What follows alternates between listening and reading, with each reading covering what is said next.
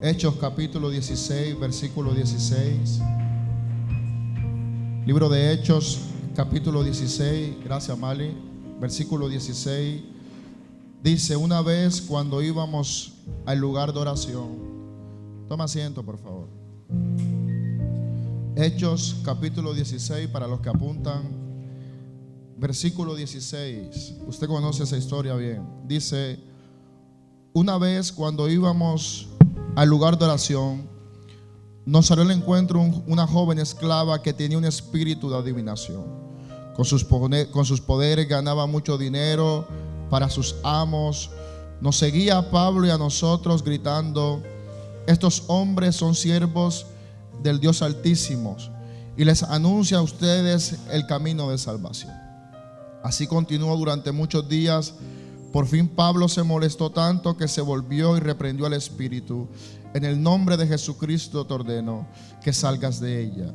Y en aquel mismo momento el espíritu la dejó. Cuando los amos de la joven se dieron cuenta de que les había esfumado la esperanza de ganar dinero, echaron mano ¿a quién? ¿Está conmigo? ¿Echaron mano a quién? ¿Tiene la lectura allí? A Pablo y a Silas, y los arrastraron a la plaza ante las autoridades. Los presentaron ante los magistrados y dijeron: estos hombres son judíos y están alborotando nuestra ciudad, enseñando costumbres que a los romanos se nos prohíbe admitir o practicar. Entonces la multitud se amotinó contra Pablo y Silas, y los magistrados mandaron que les arrancaran la ropa y los azotaran. Después de darles muchos golpes, diga conmigo, muchos golpes, los echaron en la cárcel y ordenaron al carcelero que los custodiara con la mayor seguridad. Al recibir tal orden, este los metió en el calabozo interior y les sujetó los pies en el cepo. A eso de la medianoche, Pablo y Silas se pusieron a orar y a cantar himnos a Dios, y los otros presos lo escuchaban. De repente se produjo un terremoto tan fuerte que la cárcel estremeció hasta sus cimientos. Al instante se abrieron todas las puertas y a los presos se les soltaron las cadenas. El carcelero despertó y al ver la puerta de la cárcel de par en par sacó la espada y estuvo a punto de matarse porque pensaba que los presos se habían escapado. Pero Pablo le gritó: no te hagas ningún daño, todos estamos aquí. El carcelero pidió luz, entró precipitadamente y se echó temblando a los pies de Pablo y Silas. Luego los sacó y le preguntó: señores, ¿qué tengo que hacer para ser salvo? Cree en el Señor Jesús, así tú y tu familia serán salvas. Le contestaron. Luego les pusieron las palabras de Dios a él y a todos los demás que estaban en casa. A esas horas de la noche el carcelero se lo llevó, les lavó las heridas. Enseguida fueron bautizados él y toda su familia. El carcelero los llevó a su casa, les sirvió comida y se alegró mucho junto con toda su familia por haber creído en Dios. Cuando tú lees esta historia en el capítulo 16 del libro de Hechos, es una historia que todos conocemos muy bien, pero me gusta porque la historia comienza con dos personajes principales, y uno de ellos era un hombre llamado Pablo. Pablo es el hombre que fue transformado por el Espíritu. Pablo representa una persona religiosa que en realidad no conoce a Dios. Pablo representa a aquellas personas que de alguna manera practican la fe, pero están desconectadas del propósito.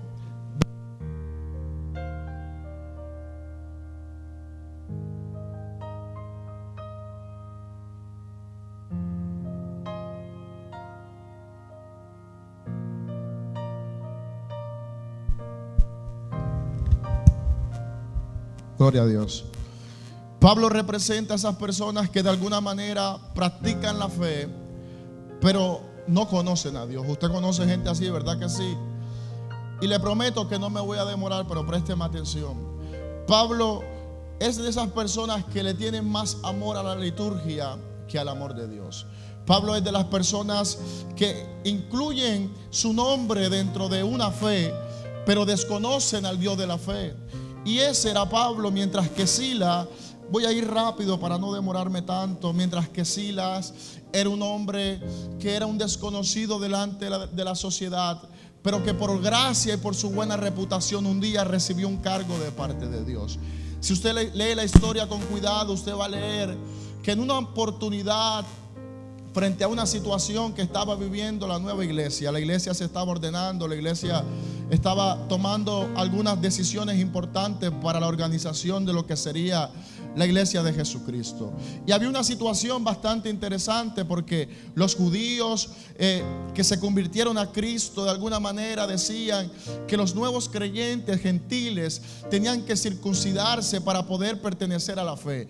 Y en medio de un debate teológico, en medio de una discusión, los judíos nuevos creyentes en Jesucristo decidieron no imponer como ley el circuncidarse a los gentiles, pues los gentiles no tenían como práctica la circuncisión. Y de alguna manera, entre ese momento en la discusión, o en el debate mejor dicho, decidieron escoger a Silas, para que Silas, Pablo y dos personas más fuesen a las iglesias a contar lo que habían decidido. Lo que habían decidido era que no iban a imponer la circuncisión como ley a los gentiles. Entonces Pablo es un hombre religioso que no conoce a Dios. ¿Quién es Pablo?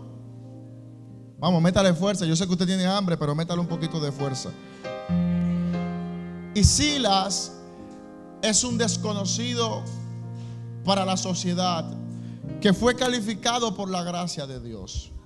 Debido a su buena reputación, Silas está en el lugar que está. Porque tú tienes que entender que la obediencia siempre va a traer recompensa. Yo pensé que usted iba a decir amén. La obediencia siempre va a traer recompensa. Y la obediencia de Silas ahora lo coloca en un papel importante dentro de la organización eclesiástica. Ahora Pablo y Silas tienen una función, y es ir a las iglesias a contarle la decisión que acaban de tomar de no imponer la circuncisión como ley.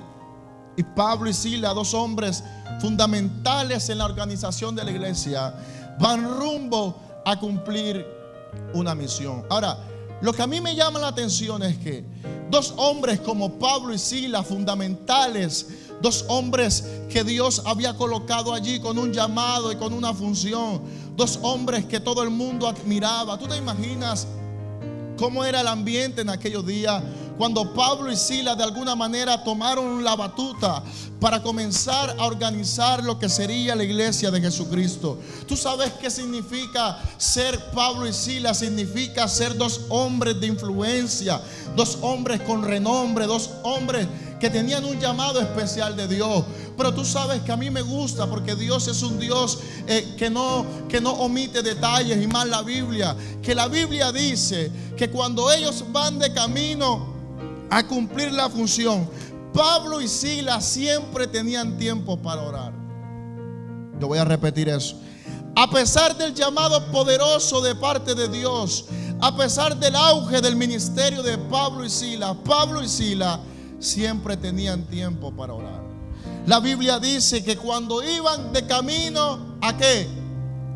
Dios mío, usted no está leyendo conmigo. Cuando iban de camino a orar, Pablo y Silas entendieron que un líder nunca podrá ser eficiente para el reino si no incluye la oración en su ministerio. No, aquí no hay gente que está orando ya.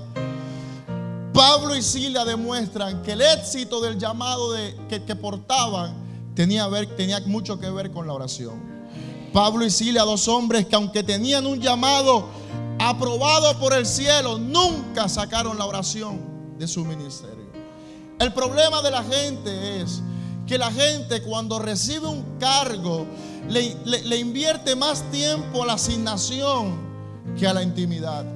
Y tú tienes que entender que dentro del liderazgo podremos aprender muchos métodos importantes que nos ayudarán a tener un llamado con revelación. Pero todas las herramientas que podamos aprender tendrán que ser sostenidas por la oración. Pablo y Silas están en el momento más importante de su vida. Están en el momento más crucial de su ministerio. Pero aunque están en el auge de su ministerio, siempre tenían tiempo para orar. Un líder sin altar es un líder que no tiene donde almacenar el poder y la gracia de Dios. Tú sabes por qué hay gente que nunca tiene para dar, porque nunca reciben.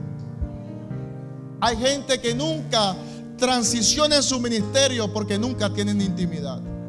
Y Pablo me demuestra que aunque era un hombre con llamado, con conocimiento, con renombre dentro de la sociedad, todo lo que tenía estaba fundamentado en la oración. Pablo y Silas siempre tenían el buen hábito de orar, porque si usted no sabía, orar es un hábito y los hábitos te cuestan. Tú sabes que para que algo se convierta en hábito tienes que hacerlo durante 21 días repetitivamente. Y los hábitos tienen un pequeño detalle, es que los hábitos cuesta construirlo, pero son muy fáciles para perderlo. Y orar te va a costar. Buscar a Dios te va a costar. Venir a la iglesia un día como hoy te va a costar. Sacar tiempo para tener intimidad con Dios te va a costar. Pero solamente los que entienden el poder de la oración podrán recoger los frutos que ésta da. Por eso tú tienes que entender que las ocupaciones nunca pueden estar por encima del tiempo de intimidad. Hay gente que tiene muchas ocupaciones, que son líderes de todo, líderes de alabanza, líderes de staff, líderes de silla, líderes de todo el mundo es líder. Pero nunca tienen tiempo para Dios. Es decir, se llenan tanto de ocupaciones, ay Dios mío, que se olvidan de lo que de alguna manera le dio esa ocupación. Por eso tú tienes que entender algo, y es que la oración era el arma más poderosa que tenía la iglesia. La Biblia dice que Pedro en una oportunidad fue puesto preso. Y tú sabes qué hizo la iglesia. La iglesia no salió a las calles de alguna manera a hacer una marcha. La iglesia no fue donde los políticos. La iglesia no buscó palanca. La iglesia no tocó la puerta de nadie. La iglesia simplemente oraba sin cesar. Diga conmigo, la oración tiene poder. Ahora, ellos van de camino ¿a qué? A orar. Y cuando van de camino a orar, se les presenta una endemoniada. Se les presenta una mujer que la Biblia dice que estaba siendo influenciada por un espíritu de adivinación. Ahora, lo interesante de esto es que a pesar de que se le presenta una mujer fastidiosa, una mujer endemoniada, una mujer que los quiso distraer, Pablo y Silas nunca perdieron el enfoque para donde iban. ¿Tú sabes cuál es el problema de mucha gente? Que la gente muchas veces está distraída por el diablo y no está atenta a las cosas que Dios quiere hacer. Mira, hay gente que tiene una visión del mundo espiritual equivocada. Hay gente que cree que Dios y el diablo se la pasan peleando. Yo no sé, como que ellos creen que Dios y el diablo se dan trompa, y entre tú más grites, más trompa le da a Dios. No, el diablo no tiene poder contra ti. El diablo no tiene influencia. ¿Tú sabes cuándo el diablo tiene poder? Cuando tú le das poder, cuando tú le das importancia. Hay gente que solamente habla de diablo, de demonio, de brujería, de toda su prédica, el diablo, el diablo, el diablo. Y vienen a un culto donde la pastora se toma el trabajo de dar una palabra de emprendimiento, de superación, avanza, crece, dale para adelante, tú puedes, tienes la capacidad. Y le pregunta, ¿cómo estuvo el culto? No, el culto estuvo wow. Porque a ellos lo que quieren es que le diga, el diablo te va a llevar. O sea, sus ojos están más puestos en el diablo que en lo que Dios ya dijo de ti.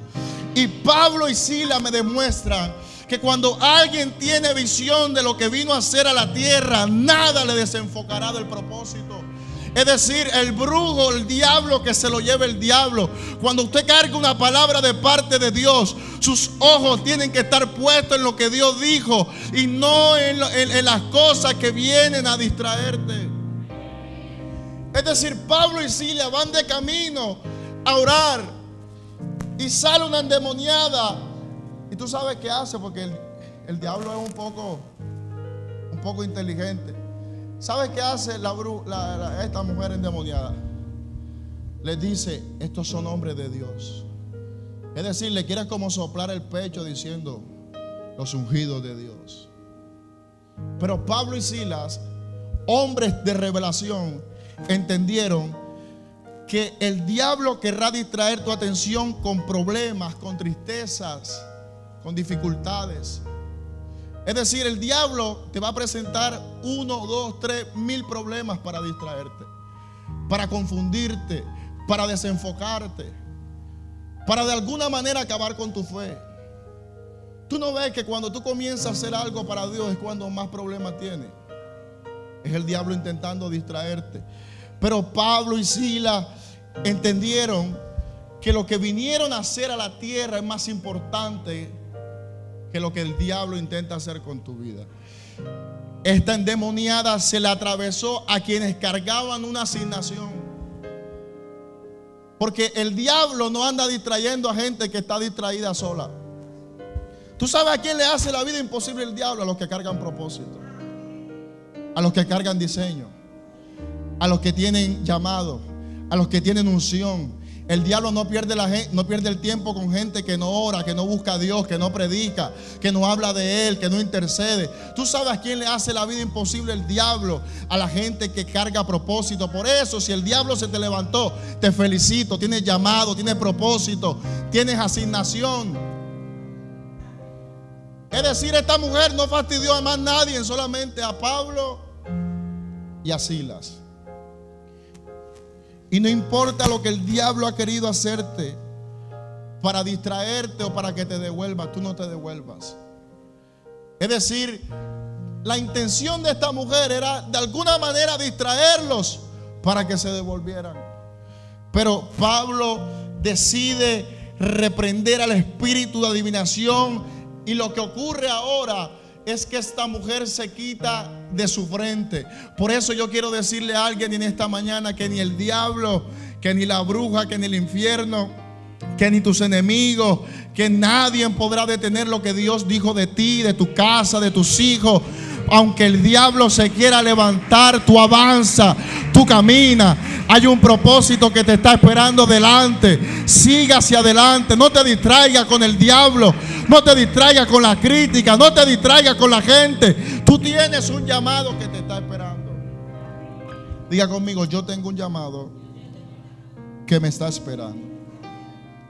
Ahora, ¿tú sabes cuál es la paga de Pablo por reprender el espíritu de adivinación? La paga de Pablo por reprender el espíritu de adivinación no son aplausos. A Pablo no le dieron un diploma. A Pablo no lo colocaron como el líder de guerra espiritual, sino que a causa de cumplir el propósito de Dios, ahora lo deciden azotar y golpear. Porque si hay algo que el mundo va a hacer, es azotarte y golpearte. Si hay algo que el mundo va a querer hacer cuando tú cumples el llamado, es descalificarte. La gente te va a decir: tú eres loco. O sea, tú eres loca. ¿Qué haces un sábado de carnaval en la iglesia? ¿Qué haces un día como hoy rindiendo culto a Dios? Señores, pero Pablo y Silas me enseñaron que aunque los aplausos no estén, que aunque el reconocimiento no esté, que aunque la gente no te vea bien, no importa. Tú viniste a cumplir el propósito de Dios en la tierra y no te vas a morir hasta que ese se cumpla. Aunque no te aplauden, tú cumple tu asignación. Aunque no te digan qué bien lo haces, tú cumple tu asignación. Aunque te den palo, te azoten, te critiquen, te traten de bobo, te menosprecien, no importa, tú cumple tu asignación. Ahora, Pablo y Silas, no me voy a demorar, te lo prometo. Ya me voló un montón de puntos. Yo sé que usted tiene hambre. Están siendo azotados. Los llevaron delante de los jueces. Le dijeron: estos hombres son judíos y quieren imponer normas que para nosotros los romanos no son. Ok, ¿qué hacemos con ellos? Vamos a meterlos presos. Lo metieron presos. La Biblia dice que cogieron al carcelero y le dijeron: mira, si estos tipos se escapan, será tu responsabilidad. El carcelero no fue bobo, dijo: los voy a meter en el calabozo de más adentro.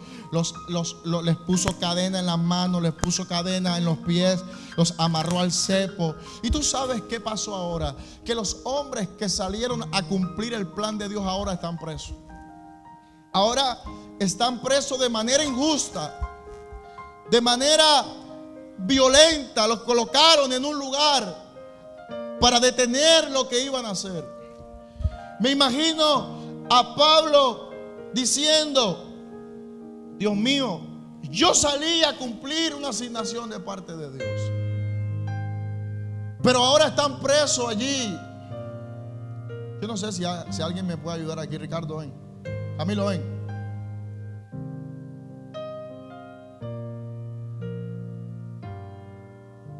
Bueno, ustedes se van a imaginar que este es Pablo y Silas.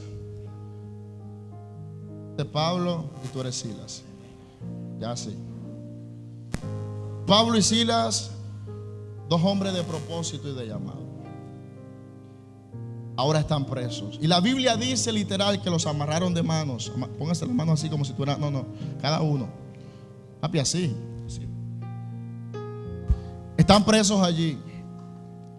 Y dice que estaban siendo azotados minutos antes. Su espalda seguramente estaba desangrando. Y los acostaron. Acuéstense ahí. Acuéstense. Acuéstate ahí al lado. Acuéstate ahí. Quédate ahí, Camilo. Pablo y Silas están en el peor momento de su vida. Dos hombres que iban camino a cumplir el plan de Dios. Dos hombres que no le habían hecho daño a nadie, que no se habían metido con nadie, que lo único que querían era de alguna manera hacer que el plan de la iglesia en ese momento se extendiera. Pero ahora están presos. ¿Tú te imaginas qué pasaba por la cabeza de Pablo diciendo: wow, cuando yo era un religioso celoso nunca me había pasado esto, pero ahora que predico a este Cristo, estoy preso, estoy solo, tengo hambre, hace frío, estoy encadenado? Y yo me imagino a Pablo diciéndole: oye, Silas, dile. Y Silas dijo: ¿qué? Y Pablo le dice: ¿tú te acuerdas a qué salimos nosotros esta mañana? ¿Usted se acuerda? Iban camino a qué? A orar. Ahora, la función de ellos era orar. Diga conmigo. ¿Era qué? Y iban a orar. Pero ahora les cambian el escenario. Y ya no están en el lugar de oración cotidiano, sino que están en una cárcel. Pero Pablo le dice a Silas: brother, vamos a hacer lo que salimos a hacer. Aunque nos hayan cambiado el escenario, nosotros vamos a orar y adorar. Aunque no estemos en un altar, vamos a orar y adorar. ¿Tú sabes qué me recuerda esto? Me recuerda a Jesús, cuando en una oportunidad estuvo en un debate teológico con una mujer de Samaria que le preguntó: Señor, ¿dónde tú crees que debemos adorar? Los samaritanos creemos que debemos adorar aquí. Ustedes los judíos creen que deben adorar en el templo. ¿Dónde tú crees que debemos adorar? Y tú sabes qué dice Jesús. Jesús dice: mira, muchacha, llegará el tiempo donde los verdaderos adoradores adoren en espíritu y en verdad. ¿Tú sabes dónde adoraron ellos? En un ambiente difícil, en medio de la oscuridad, en medio. Yo leí que que ese lugar donde lo metieron, al parecer por ahí pasaba las aguas negras de la ciudad. Y seguramente habían ratas, habían gusanos, había peste, había mal olor. Pero sin importar el lugar donde está, ellos adoraron. Y yo quiero decirle a alguien en esta mañana que aunque te hayan cambiado el escenario, sin importar dónde estés hoy, levanta tus manos y adora a Dios. Si estás en una cárcel, si estás en una camilla, si estás en la buena, en la mala, si quizás estás en los peores días de tu vida, no importa que el diablo se trague su palabra, que tu oración nada la detenga. Escúcheme. El ambiente es otro, el escenario es otro. Pero ellos dijeron: brother, vamos a hacer lo que vinimos a hacer. Aquí vamos a orar y adorar. Y la Biblia es clara cuando dice que en el momento que comenzaron a cantar himnos era la medianoche. ¿Tú sabes qué es la medianoche? La medianoche es aquel momento donde el reloj te dice que ya pasaste un nuevo día, pero todo sigue oscuro. Es cuando recibes una palabra de Dios, pero como que nada cambia. Es cuando tú vienes a la iglesia y un profeta, la pastora o cualquiera te dice: Dios lo va a hacer, pero todo sigue oscuro. Y yo me imagino a Pablo diciéndole a Silas: mira, Silas, tú quizás ves todo oscuro, pero estamos en la medianoche. Y la medianoche tipifica un tiempo nuevo. Y aunque tus ojos no estén viendo nada, Silas, levanta tus manos como tú puedas y adora. Porque de que Dios va a hacer algo, lo va a hacer.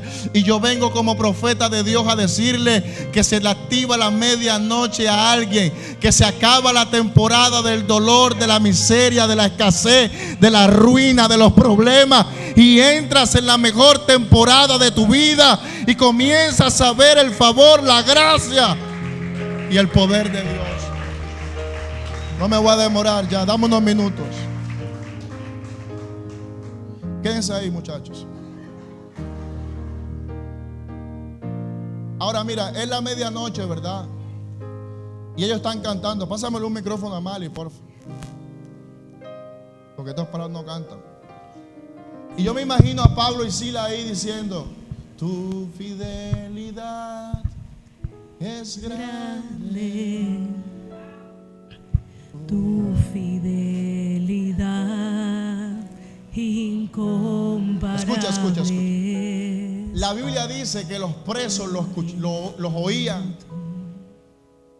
Los presos, me imagino que se asomaban por la celda y decían: wow, ¿y qué es eso? Y ellos decían: grande es tu fidelidad.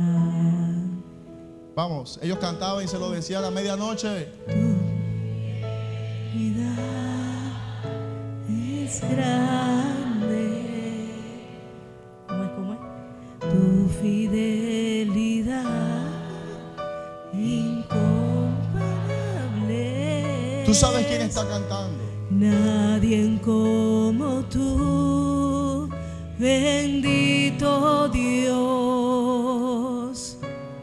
Grande es tu fidelidad. ¿Tú sabes quiénes estaban cantando en medianoche? Los dos hombres que habían sido azotados un par de minutos antes.